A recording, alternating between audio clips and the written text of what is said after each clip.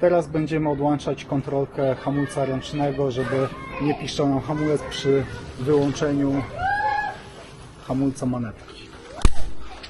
I będziemy go podłączać pod bieg P. Żeby to zrobić, znaleźliśmy schemat do CF Moto 625, ale ten sam schemat będzie do CF Moto 800 i to jest schemat cały. Tutaj mamy w wersji elektronicznej i widzimy, że parking brake, czyli sam czujnik powoduje to, że na wyświetlaczu pojawia się parking brake i z tego komputer dopiero wyłącza piszczenie hamulca. I teraz tak, idziemy według schematu.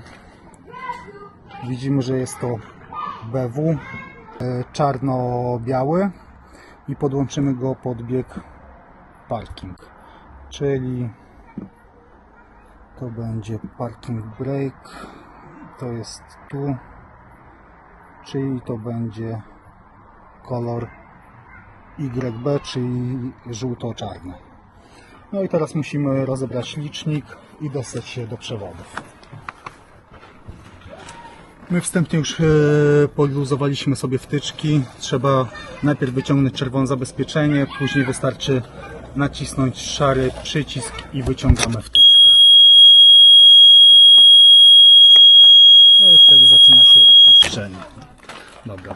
I teraz w jednej wtyczce musimy znaleźć przewód czarno-biały.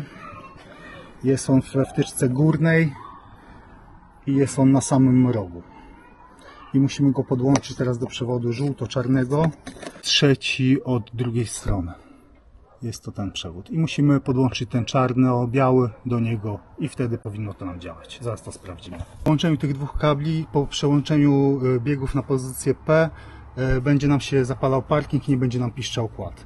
Tutaj na razie jest to podłączone na krótko, zaraz to wszystko polutujemy, zabezpieczymy, żeby było zrobione zgodne ze sztuką. Zaraz Wam pokażę, jak to działa.